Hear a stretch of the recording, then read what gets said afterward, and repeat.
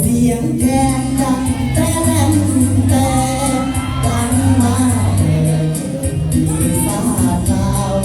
ทั่วทินทานข้างไร่นา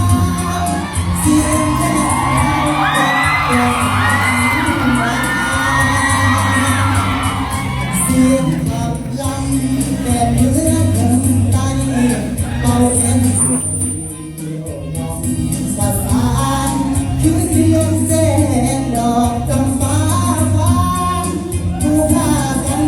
เป่าแคนเที่ยวสาวโอ้แคนเล่าเป่าเท่าไรหัวใจเมื่อมวนเหลือเกินก่อนคนเล่าในนักคิดยินเสียงแคนยิ่งอ้อเหตุใจลอยทำท่าเนิน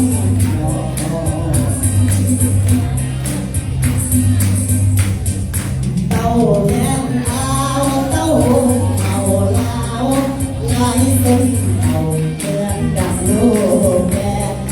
ห้องส่งเสียงอาสาทั่วแดน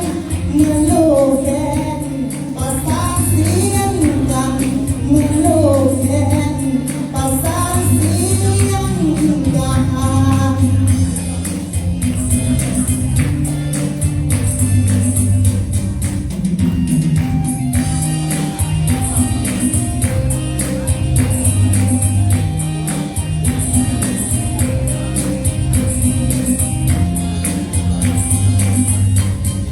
โอ้แคน